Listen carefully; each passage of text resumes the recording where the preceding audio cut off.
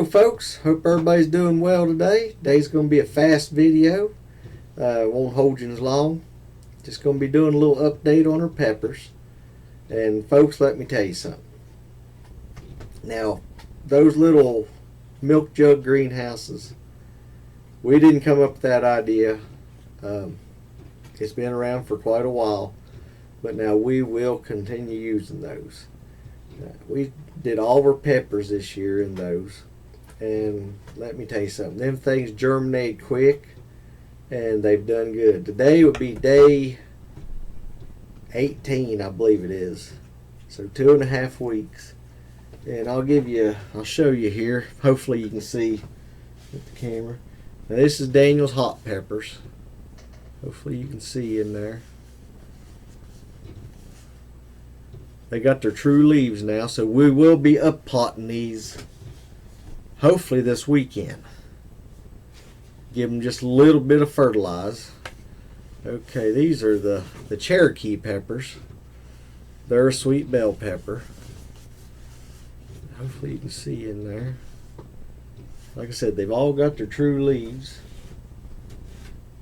And then here's the Emerald Giants. Hopefully you're able to see all this. Now those are 2.5 weeks old. We left the lid on them until they all got pretty well growed up, and then what we did to keep them from getting too leggy, we had them sitting on a heat mat, and then once they got up to most of them germinated, we took them off the heat mat. If the heat mat stays on them, it's going to make them push up, and that will cause a leggy plant. And then also we got our light sitting down right on top of them there, to where they're not having to reach up for the light. And we started some tomato plants in one of those, and now these tomato plants, we'll see how they do. It's sort of an experiment. We'll see how they turn out. These don't have a name yet, but these here, I'll be putting them in some of my wicking tubs. Hopefully they'll be a big slicer. Maybe a failure, we'll see. We'll see how they do later on. But those tomatoes, they just a little over a week, so you can see they're looking pretty good. They'll need a little bit of fertilizer. You can see they're starting to get a little bit of a purple tinge underneath the leaves. Most of the time, since they've been in the house, the dirt should be warm. Probably a little bit of a phosphorus deficiency is causing that color there.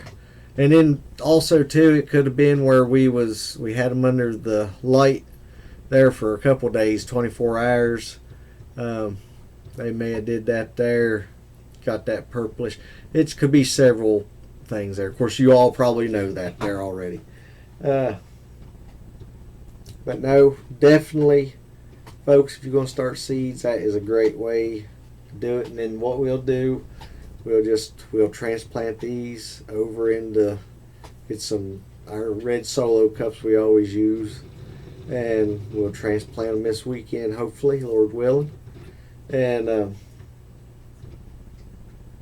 but no, I'm kind of excited a little bit there about the peppers, the way they've done this year.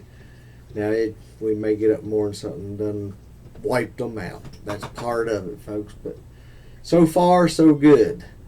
That's about all we're going to have today. But Joe, I just thought I'd show you in there, give you a little update on the peppers, and tell you I really like the milk jug little greenhouses.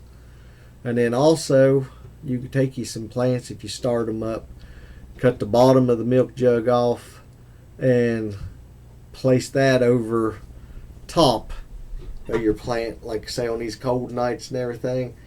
I believe they're giving a chance of snow Sunday. Ain't supposed to amount to nothing, surely. But now we have had one of our biggest snowstorms ever back in '93 in March. Hopefully not this time. But no, just going to give you a little update. There you can hear little Dixie in there getting her a drink. Little young in there. Folks, I'd like to thank y'all for watching. We really appreciate each and every one of you. All of our new subscribers, our old subscribers, thank y'all. If you would, please like and share. Let other people know about us.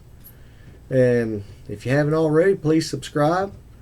And hope you all have a blessed weekend. Lord willing, be seeing you Monday. Thank you all for watching. Stay safe. Watch out for the idiots out there.